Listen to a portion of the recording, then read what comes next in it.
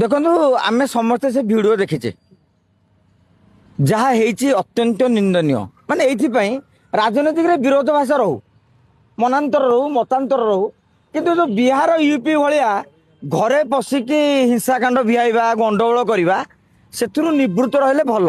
କାହିଁକି ନା ଆଜି ସିନା ତମେ ନିଲମ୍ବିତ ହେଇଛ, କାଲି ତ ସେ ତମ ଦଳର ନେତା ଥିଲା, ଏବେ ହୁଏତ ଭାରତୀୟ ଜନତା ପାର୍ଟି କଣ ଗୋଟେ ପ୍ରତିଶ୍ରୁତି ଦେଇଛି, ତମେ ଗୋଟେ ନୂଆ ମୁହାଁ ଖାଇ ଦେଇଛ, ଯିବା କଥା ଯାଅ, କିଛି ଅସୁବିଧା ନାହିଁ।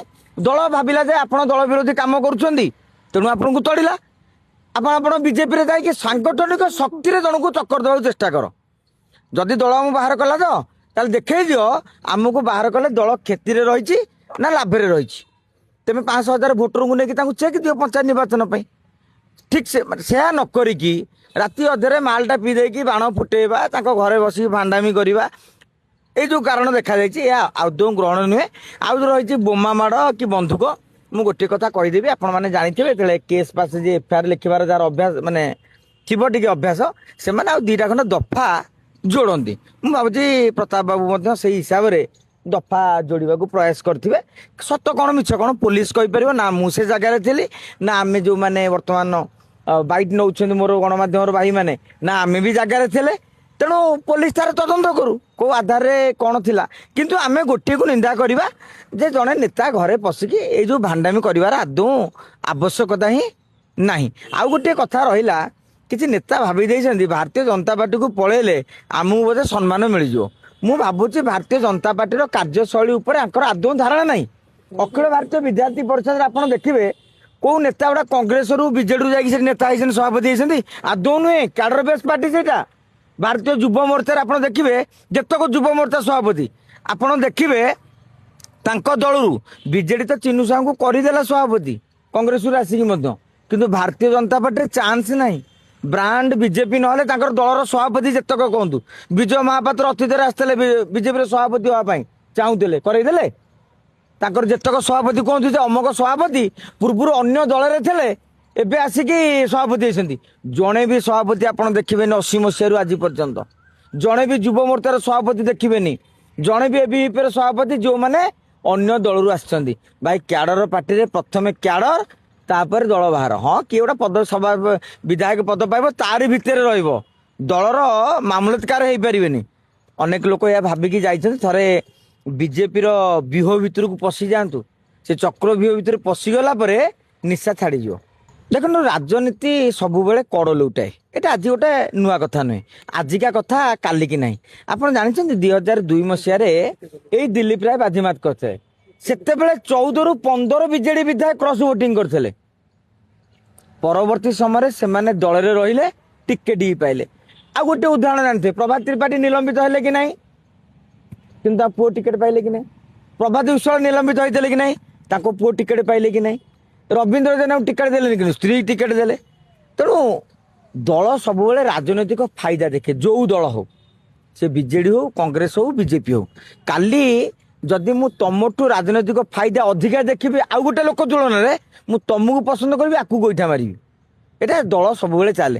ଆସାମରେ ବର୍ତ୍ତମାନ ମୁଖ୍ୟମନ୍ତ୍ରୀ ଯିଏ ଅଛନ୍ତି ସେ କଂଗ୍ରେସର ବ୍ୟାକବୋନ୍ ଥିଲେ। ଆଜିକା ଦିନରେ ବିଜେପି ନେତାଙ୍କୁ ସାଇଡ୍ କରି ଦଳ ଦାୟିତ୍ୱ ଦେଇଛି।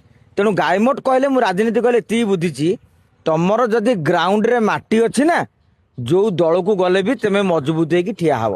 ଆଉ ଯଦି ସେଟିଂ କରିକି କୋଉ ଭାଇ ଜରିଆରେ, କୋଉ ନନା ଜରିଆରେ ସଭାପତି, ଉପସଭାପତି, ସମ୍ପାଦକ ହେଇକି ଚାରିପଟ ବୁଲିକି କଣ୍ଟ୍ରାକ୍ଟର ଠିକାଦାରୀ କାମ କରିକି ମାମଲତିକାର କରୁଥିବ ଧଳା ସାର୍ଟ ପିନ୍ଧିକି, କାଲି ସେ ଭାଇର ପାୱାର କଟିଗଲେ ତମର ବି ପାୱାର କଟିଯିବ। ତେଣୁ ସେଥିପାଇଁ ଜହ୍ନ ଏତେ ଜୋରରେ ଜଳୁଛି, କିନ୍ତୁ ଆପଣ ଜାଣନ୍ତି ଜହ୍ନର ନିଜସ୍ୱ ଲାଇଟ୍ ନାହିଁ। କିନ୍ତୁ ତାରା ଚିକିମିକି କରୁଛି, କିନ୍ତୁ ତା ନିଜସ୍ୱ ଲାଇଟ୍ ଦୂରରେ ଅଛି ବୋଲି ଛୋଟ ଲାଗୁଥାଇପାରେ, କିନ୍ତୁ ତାରାଟା ସୂର୍ଯ୍ୟଠୁ ବି ବଡ଼। ତେଣୁ ଏଇଭଳିଆ ରାଜନୀତିରେ ମଧ୍ୟ ସେଇଆ। କାଲି କିଏ କୋଉଠି ଯାଇକି କୋଉ କନଷ୍ଟିଚ୍ୟୁଏନ୍ସିରେ ପଶିକି ରାଜନୀତି ଆରମ୍ଭ କରିବ, ସେତେବେଳେ କେଡ଼େ କେଡ଼େ ନେତା ଖତ ହେଇଯାଇଛନ୍ତି। ଇଏ କ'ଣ, ନିଶ୍ଚିତ ଭାବରେ ଏଇଟା ଗୋଟେ ଉଦ୍ବେଗଜନକ କଥା। ଆପଣ ସିନା ସେଠି ମନେକର ପ୍ରତାପ ଜେନା, ଆପଣ ଭାବନ୍ତୁ ସେ ଯୋଉ ସିଚୁଏସନ ଥିଲା, ଇଏ ଯଦି ପ୍ରତାପ ଜେନା ଦାଣ୍ଡକୁ ଆସିକି ବିରୋଧ କରିଥାନ୍ତେ, କି ତାଙ୍କ ଯୋଉ ପୁଅ ଟିକେଟ ପାଇଥିଲେ ଅଙ୍କିତ, ସିଏ ଯଦି ବିରୋଧ କରିଥାନ୍ତେ, ଇଏ ତ ଯୋଡ଼ିଏ ଥୁମଣି ଖାଇଥାନ୍ତେ। ସେ ଯୋଉ ଭଳିଆ ସ୍ଥିତିରେ ବର୍ତ୍ତମାନ ଯାଇଥିଲେ, ସିକ୍ୟୁରିଟି ବୋଲି କ'ଣ ବାଡ଼େଇଲେ ନାହିଁ, ସେ ବାଡ଼େଇବାକୁ ଯାଇଥିଲେ। ଆମେ ଯାହା ଭିଡ଼ିଓରୁ ଦେଖିଲୁ, କବାଟ ବନ୍ଦ କରିପାରିବନି, ତମ କ୍ୱାର୍ଟର କିଏ, ଆରେ କ୍ୱାର୍ଟର କଥା ପଚାରୁଛ, ଲୁଲୁ ମହାପାତ୍ର ଦି ଥର ହାରିଥିଲେ। ଆପଣ ଜାଣିଛନ୍ତି ତାଙ୍କ କ୍ୱାର୍ଟର କୋଉଠି ଥିଲା? ସେଇ ଜାଗାରେ। 2004 ମସିହାରେ ପ୍ରଭାତ ତ୍ରିପାଠୀ ହାରି ନଥିଲେ? ଆରେ ରାଜନୀତିରେ ଏମିତି ଥାଏ, ହାରିଥିଲେ ବି ଲୋକମାନେ କ୍ୱାର୍ଟର ନେଇକି ରହିଥାନ୍ତି। କାହିଁକିନା ଭୁବନେଶ୍ୱରରେ ଅନେକ ନେତାଙ୍କର ଘର ଦ୍ୱାର ଅଛି, କ୍ୱାର୍ଟରଟି ତାଙ୍କର ନିହାତି ଆବଶ୍ୟକ ନାହିଁ। ସିଦ୍ଧାନ୍ତ ମହାପାତ୍ର କ୍ୱାର୍ଟର ନେଇନାହାନ୍ତି, ସେ ତାଙ୍କ ଘରେ ରହୁଛନ୍ତି। ସେ ଚାହିଁଥିଲେ କ୍ୱାର୍ଟରରେ ନେଇକି ତାଙ୍କର ଗୋଟେ ବିଜେପି ନେତାଙ୍କ ନାଁରେ ଗୋଟେ କ୍ୱାର୍ଟରଟି ଆଲଟମେଣ୍ଟ ମଧ୍ୟ କରାଇପାରେ। ଏଇଟା ଗୋଟେ ପ୍ରାକ୍ଟିସ୍। କାରଣ ରାଜନୀତିରେ ଆମେ ଯେମିତି ବାଡିଆ ଯୋଉ ନେତାମାନେ ଯେମିତି ବାଡିଆ ପିଟା ହଉଛନ୍ତି, ଆମର କିଛି ମଧ୍ୟ ଗଣମାଧ୍ୟମ ଯିଏ ଯାହା ବାଟରେ ପଲିଟିକାଲ ପାର୍ଟି ଅନୁସାରେ କହୁଛନ୍ତି, କିନ୍ତୁ ନେତାଙ୍କ ଭିତରେ ତାଙ୍କ ଭିତରେ ଗୋଟେ ଭଲ ସମ୍ପର୍କ ରହିଛି, ଏକଥା ମଧ୍ୟ ବୁଝିବା ଦରକାର। ଦେଖନ୍ତୁ, ଟୁବୁ ତ୍ରିପାଠୀ ଯଦି ଏଇ ଘଟଣାକୁ ନିନ୍ଦା କରୁଛନ୍ତି, ସେ ଭିଡିଓରେ ଡାଇରେକ୍ଟ କହିଛନ୍ତି ଆମେ ଟୁବୁ ତ୍ରିପାଠୀର ଲୋକ, ତାହେଲେ ଆମେ କାଲି ଯଦି ସେମାନଙ୍କୁ ଟୁବୁ ତ୍ରିପାଠୀଙ୍କ ଆଖପାଖରେ ବୁଲୁଥିବାର, ତାଙ୍କ ପଛପଟେ ଠିଆ ହେଇଥିବାର ନ ଦେଖିବୁ, ତାହେଲେ ଟୁବୁ ବାବୁ ଠିକ କହୁଛନ୍ତି। ଯଦି ଦେଖିବୁ, ସେ ଆମକୁ ମିଛ କହୁଛନ୍ତି।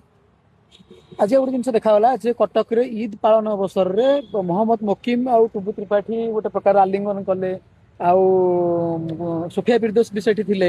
ଏ ଗୋଟେ ନୂଆ ରାଜନୈତିକ ସମୀକରଣ ଆଡକୁ ଯାଉଛି କି ଓଡିଶା? ମୁଁ ସେଥିରେ ଏକମତ ନୁହେଁ। ଏକଥା ସେଇ ପାର୍ଟକୁ ଆଉ ଗୋଟେ ଯିବେ, ତେଣୁ ଆପଣ ଯୋଡ଼ିଏ ପ୍ରଶ୍ନ ତା ଦେହରେ ରଖିଦେଇଛନ୍ତି। ଇଦରେ ମୁବାରକ କରିବା, ଦୁର୍ଗା ପୂଜାରେ ଅଭିନନ୍ଦନ କରିବା, ଆପଣଙ୍କ ଘରେ ଗୋଟେ ପୁଣ୍ୟ ପର୍ବ ହେଲେ କୌଣସି ଲୋକଙ୍କୁ ଡାକିକି ଗେଷ୍ଟ କରିବା, ଅପରାଜିତା ନବୀନ ପଟ୍ଟନାୟକ କାଢି ଦିଅନ୍ତିନି?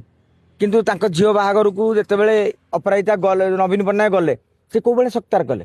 ତେଣୁ ଇଦରେ ସବୁ ଦଳ ଏକାଠି ହେଇକି ଯାଆନ୍ତି। ସେଥିରେ ଗୋଟେ ଆପଣ ଧାର୍ମିକ ଭାବନାଟାକୁ ନେଇକି ରାଜନୀତି କି ପୁରେଇବାନି। ଆଉ ଗୋଟିଏ କଥା ହେଲା, ରାଜ୍ୟ ରାଜନୀତି କଡ଼ ଲେଉଟେଇବ। ରାଜ୍ୟ ରାଜନୀତିରେ ଗୋଟେ ବଡ଼ ପରିବର୍ତ୍ତନର ସଂକେତ ମିଳିଯାଇଛି।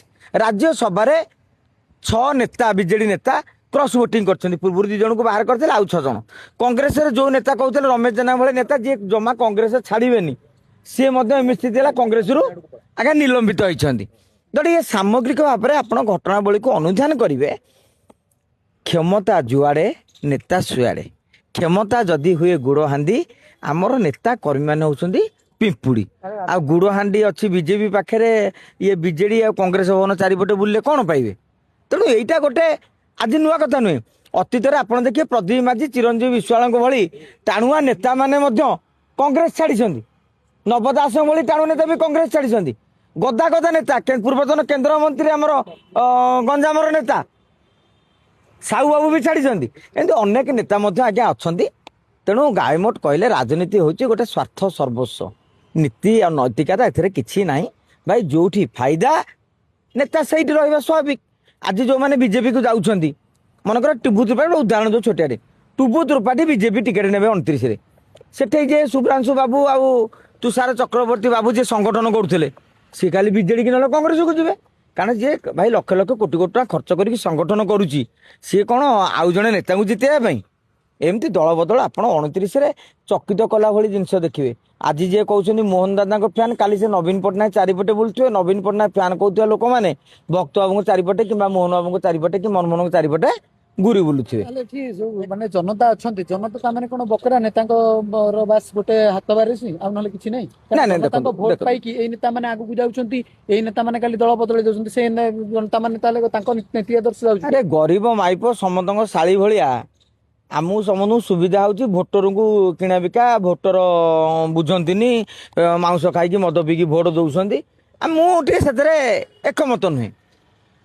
ତେମେ ଏଇନା ଯାଇକି ଗୋଟେ କୋଟି ଟଙ୍କା ଦେଲେ ଗୋଟେ ଜାଗାରେ ମିଳେଇଯିବ? ଆରେ ଟଙ୍କା ତମ ହାତରୁ ନବା ପାଇଁ ମଧ୍ୟ ତମର ଗୋଟେ ଶକ୍ତି ରହିଥିବା ଦରକାର, ସେ ତମକୁ ଚିହ୍ନିଥିବା ଦରକାର, ତମେ ଗୋଟେ ସଂଗଠକ ହେବା ଦରକାର। ବହୁ ଜିନିଷ ତା ଦେହରେ ରହିଛି। ଜନତା କାହିଁ ବୋକା କରିବେ? ଗତ ନିର୍ବାଚନରେ ଯୋଉମାନେ ଦଳ ବଦଳ କରିଛନ୍ତି, ସମସ୍ତେ କ'ଣ ଜିତି ଯାଇଛନ୍ତି? ଅନେକ ଲୋକ ବି ନିର୍ବାଚନରେ ଗଡ଼ି ପଡ଼ିଛନ୍ତି। ତେଣୁ ସେଭଳି ଭାବରେ ହାର ଜିତି ନିଷ୍ପତ୍ତି, ଜନତା ମଧ୍ୟ ବୁଦ୍ଧିଆ ହେଇଗଲେଣି। ଯୋଉମାନେ ତାଙ୍କୁ ବୋକା ଭାବୁଛନ୍ତି, ମୁଁ କହିବି ସେମାନେ ହେଉଛନ୍ତି ସବୁଠୁ ବଡ଼ ବୋକା। 29ରେ ଦେଖନ୍ତୁ ଦଳ ବଦଳକାରୀମାନଙ୍କୁ ଲୋକ ଜବାବ ଦେବେ।